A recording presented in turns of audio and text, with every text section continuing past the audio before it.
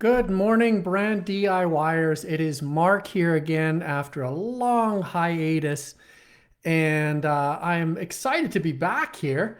And I am going to do my darndest to start creating daily content again because I enjoy doing it.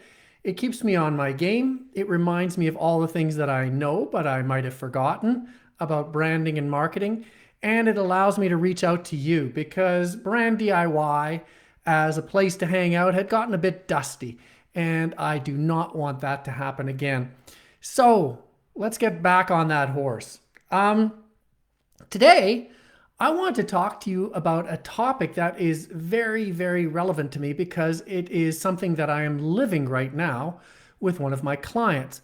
And that under the title of Content, Example, Action. And I want to go back to a few years ago when I was running an agency that was all about making sustainability sexy. And at this time, Al Gore's Inconvenient Truth came out, the famous movie, the documentary, where he had the famous hockey curve graph and it set the world ablaze, people running around scared about climate change, really put it onto the map. And what we saw was a strange phenomenon. It was an unbelievable movie. Al Gore's Inconvenient Truth was a great movie.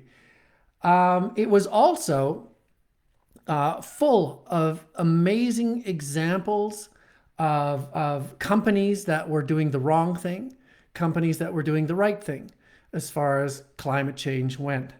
So everybody watching the movie could see an amazing piece of content, like reading a good book, all about the way that the world was going to hell in a handbasket with climate change. And there were plenty of examples, things that other people were doing, bad things and good things. However, Inconvenient Truth wasn't the success that it should have been. And it was because one of those elements was missing. One key element was missing. And that key element was action. And at the end of Inconvenient Truth, when we were all really, really scared and we were leaving the theater, I remember clearly that there was no real action that we were supposed to take, apart from maybe screwing in those CFL light bulbs, those squirrely little light bulbs. And we all thought, that's it. We've just seen that the world is going to hell in a handbasket, and the only thing that we're left to do is screw in light bulbs. And because of this, there was a great deal of frustration around An Inconvenient Truth. And even though it was a seminal moment in the climate change movement, it wasn't as big as it could have been because people weren't engaged. Instead, they were left frustrated without something to do. So fast forward to today. I'm working with a client and they've written a fantastic book. A fantastic book. Great content. It's a real page turner, very informative, a great business, but even bigger than business, big picture, big brain kind of book.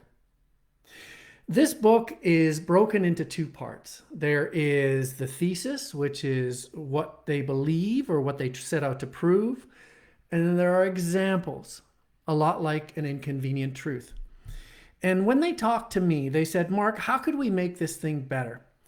And I said, it reminds me a lot of An Inconvenient Truth in that there is no clear defined action for the person who reads the book to take. And so what we created, or what we are creating right now, is an education program. So that what you learned at the beginning of the book, it happens to be about artificial intelligence and how to use it and harness it more successfully. You then see examples of artificial intelligence being harnessed successfully. And the third part is action. There is a methodology that we're going to be teaching high school and middle school students on how to come up with ideas and innovations that harness artificial intelligence more effectively. And what this will do, the book will come and go. It'll be successful, and no doubt it'll be successful. But then inevitably it'll wane, its popularity will wane. However, if we figure out a way, while the book is in ascent, is rising in popularity, to harness people and say, you can join this, it takes it from being an event or a piece of intellectual property to being a social movement. Because if everybody has a way to get involved with this book and figure out how to come up with ideas on their own that will help them create innovation that harnesses artificial intelligence more effectively, then they feel like they've learned something that they can apply. It's a life skill. So we see in today's world of advertising and marketing, there is a lot of chirping going on about creating content. You have to create lots of content. Well, if you just create content and people read the content, or like what we're doing right here, if you just watch me talking about something, that's nice. It might leave you with an impression. However, then you're very quickly going to go on with your day. If, however, you watch this piece of content, and I've just given you an example of how we've applied it with a client and another example with Al Gore of how it wasn't applied properly, that's better. If we go one step further and attach an action to it, which is, hey, I'd like to hear from you. What are you doing as far as content, example, action? Are you missing anything? Is there anything that you think you could do better? Do you want to reach out here on Brand DIY and give us an example of what you're doing? That will turn it into a movement that we can all share in.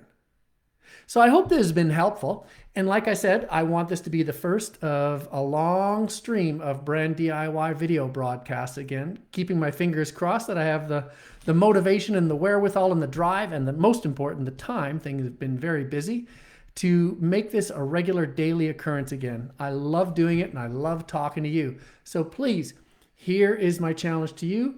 Reach out and tell me, have you done anything lately where you create content, you show examples, and then you drive people to action, elevating your content from just intellectual property to a movement? Have yourself a great day, and look forward to hearing from you. Take care.